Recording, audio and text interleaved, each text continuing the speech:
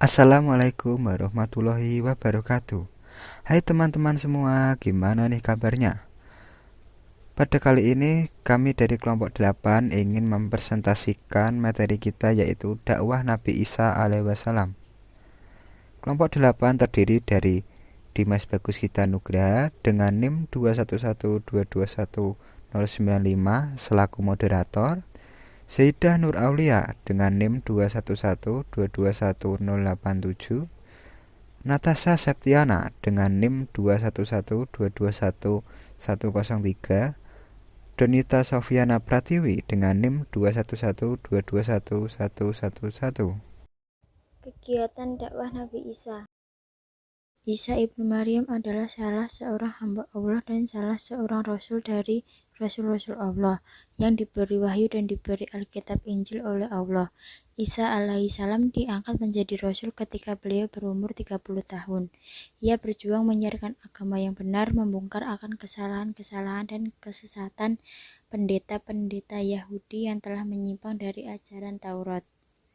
Ajaran Nabi Isa tidak ada yang menyambutnya, kecuali 12 orang saja. Itulah yang disebut Al-Hawariyun, yang artinya sahabat-sahabat Nabi Isa. Di antara sahabat-sahabat Isa itu ada yang murtad dan berkhianat seperti Yahuza atau Iskarius, dan lama-kelamaan bertambah banyak pengikutnya. Dalam menjalankan tugasnya sebagai Nabi Isa alaihissalam selalu mendapat tantangan dari kaum kafir. Pelopor dari kaum kafir itu ialah sahabat Isa sendiri yang murtad. Mereka berusaha menangkap Isa dan mereka berpikir telah menangkap Isa, tetapi orang munafik inilah yang sebenarnya tertangkap, bukan Nabi Isa, dan dengan kekuasaan Allah Isa telah diangkat ke alam gaib. Sedangkan muka paras wajah si murtad ini dilihat oleh orang banyak seperti Nabi Isa. Dalam Quran Surat An-Nisa ayat 157 diterangkan bahwa di antara sebab orang Yahudi mendapat kutukan dan kemarahan Allah ialah karena ucapan mereka bahwa mereka telah membunuh Al-Masih putra Maryam Rasul Allah, padahal sebenarnya mereka tidak membunuhnya dan tidak pula menyalibnya. Tetapi yang disalib dan dibunuh itu adalah seorang yang serupa Isa Al-Masih bernama Yudas Iskariot, bekas muridnya. Yang selanjutnya adalah kondisi mat'um. Bani Israel berpaling dari ajaran Nabi Isa dan menghalang-halangi dakwah Nabi Isa. Bahkan, pemimpin-pemimpin mereka yang terdiri dari para rohib, pendeta, dan penulis kitab berkomplot untuk melawannya. Mereka mencegahnya dari menyebarkan ajaran Allah kepada orang lain dan menghasutnya di depan para penguasa. Orang-orang Romawi memfitnahnya, padahal Nabi Isa berasal dari kaum mereka. Karakter yang paling jelas dan paling utama dari orang-orang Bani Israel adalah bahwa mereka membangkang kepada Tuhan dan ingkar kepadanya. Ini terbukti dari sikap mereka yang congkak dan melampaui batas terhadap Allah dan firman-Nya, para rasul, malaikat, dan hamba-hambanya yang bertakwa. Mereka mengingkari surga, neraka, dan hal-hal lainnya yang wajib diimani. Selanjutnya, respon mat'um. Dakwah Nabi Isa alaihissalam berbuah penentangan, fitnahan, dan ejekan.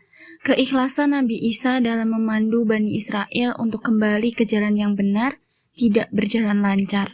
Semua tausiah dan nasihat Nabi Isa selalu mereka benturkan dengan berbagai pertanyaan yang mempertanyakan kebenarannya. Sebagian umat Yahudi menyimpan permusuhan kepada Nabi Isa. Bahkan, mereka berencana untuk membunuh utusan Allah tersebut. Kaum Nabi Isa, sebagian ada yang menolak ajaran Nabi Isa. Hingga akhirnya, banyak orang yang mulai mengikuti ajaran Nabi Isa dan menamai ajaran Nabi Isa dengan agama Nasrani. Seiring berjalannya waktu, kaum yang mengikuti ajaran Nabi Isa semakin banyak. Puncaknya terjadi ketika mendekati diangkatnya Nabi Muhammad sebagai nabi. Selanjutnya, dampak kegiatan dakwah di masyarakat.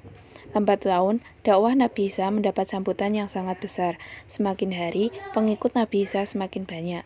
Namun, ada pihak lain yang merasa dirugikan, yaitu para kaum Bani Israel yang masih kafir dan para pendeta yang tidak terima akan dakwahan Nabi Isa. Kemudian, analisa kelebihan dan kekurangan dakwah Nabi Isa alaihissalam. Kelebihan dari dakwah Nabi Isa alaihissalam yakni Nabi Isa terlahir tanpa memiliki seorang ayah. Namun sejak kecil Allah telah menurunkan berbagai mukjizat kepada beliau. Dengan mukjizatnya beliau mampu berdakwah kepada umatnya dan mengarahkan umatnya ke jalan Allah. Keteguhan dan kesabaran Nabi Isa ketika berdakwah membuahkan hasil. Beliau disambut dengan baik dan semakin banyak umat atau pengikutnya semakin banyak. Kemudian kekurangan.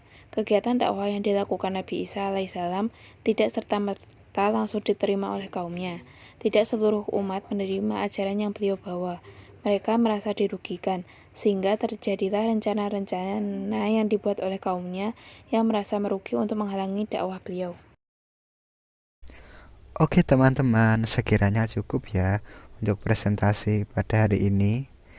Saya selaku moderator meminta maaf jika ada salah tutur kata dalam penyampaian dari awal pembuka sampai akhir penutupan.